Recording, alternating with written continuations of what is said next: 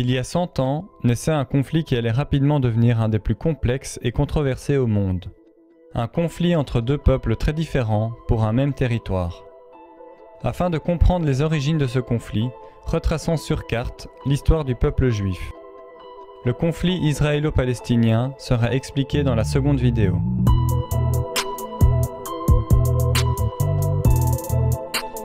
On commence en 750 avant Jésus-Christ.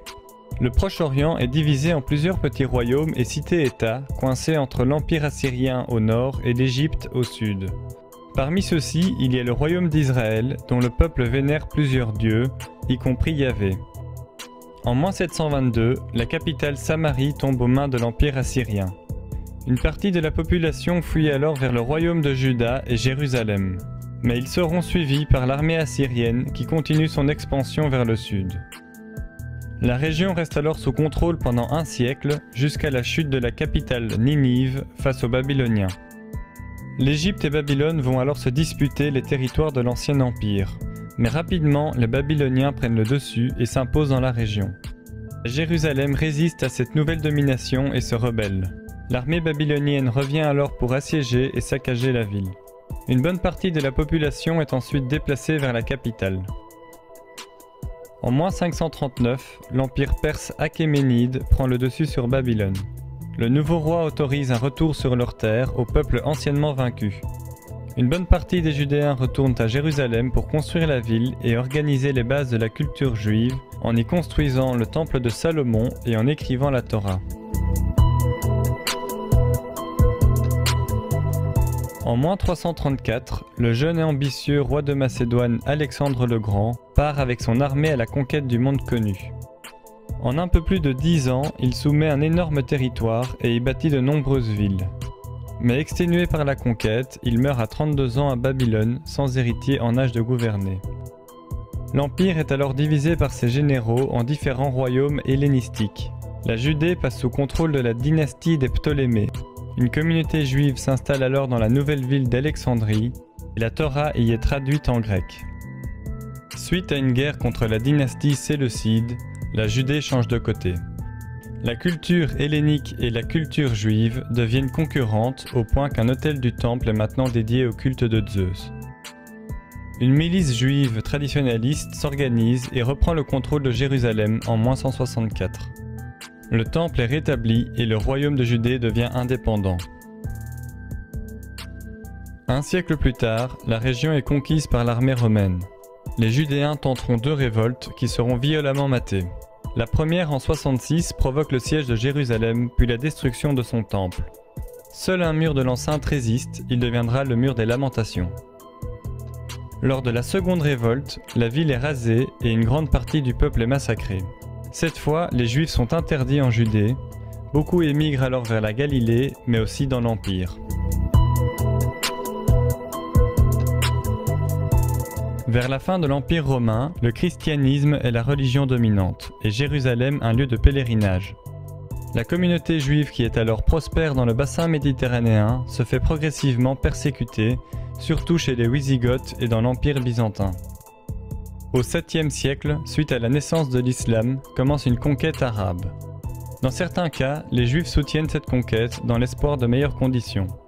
Ils sont alors tolérés par les Arabes et seuls les peuples polythéistes sont convertis de force. À Jérusalem, le dôme du rocher est construit. La ville est maintenant une ville sainte pour les 3 religions monothéistes.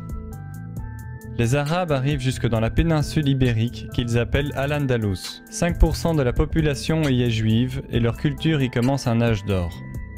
Alors qu'en Europe, ils sont tolérés en tant que peuple témoin des temps antérieurs à Jésus-Christ, mais aussi en tant qu'unique commerçant entre les catholiques et les musulmans, ce qui permet aux Juifs de s'implanter progressivement dans toute l'Europe occidentale.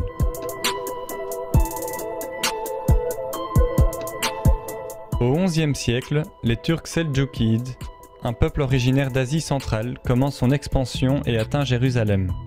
Ils y persécutent les chrétiens et leur interdisent le pèlerinage vers la ville. En réaction, les chrétiens d'Europe organisent des croisades, des expéditions militaires et religieuses vers la ville sainte.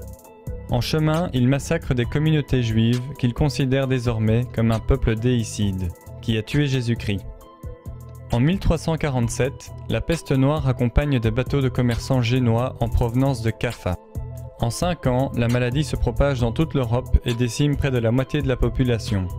Une rumeur se diffuse accusant les Juifs d'avoir empoisonné les puits. Ils sont alors persécutés principalement sur l'axe Rhin-Rhône, puis progressivement expulsés. En Espagne, la Reconquista se termine. Les rois catholiques imposent aux Juifs de se convertir ou de partir. Une grande partie choisit le départ et va s'installer le long des côtes méditerranéennes et principalement dans l'Empire ottoman où ils sont les bienvenus.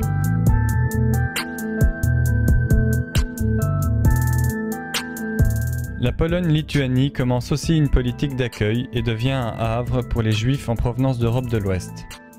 Au XVIIe siècle, ils y sont alors plus de 300 000, soit environ la moitié des Juifs dans le monde. Mais tout bascule en 1648 avec la révolte des paysans cosaques d'Ukraine contre la noblesse et les Juifs à qui ils reprochent une relation privilégiée avec le pouvoir. Plus de 100 000 d'entre eux sont massacrés ou fuient la région. Cet épisode va affaiblir la Pologne-Lituanie qui se retrouve assiégée de toutes parts par les puissances voisines. En 150 ans, le pays est éradiqué et ses terres sont partagées. La communauté juive est divisée et 900 000 d'entre eux se retrouvent désormais dans l'Empire russe, où ils ne sont pas les bienvenus. Ils deviennent rapidement la cible d'attaques populaires appelées pogroms, un terme russe qui signifie dévaster. Face au manque de réaction des autorités, ces attaques deviennent de plus en plus fréquentes et augmentent en intensité jusqu'à devenir meurtrières.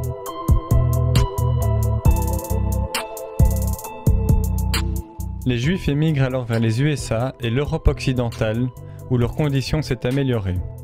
C'est dans ce contexte qu'est organisé à Bâle, en 1897, le premier congrès sioniste qui envisage de fonder une patrie pour le peuple juif en Palestine.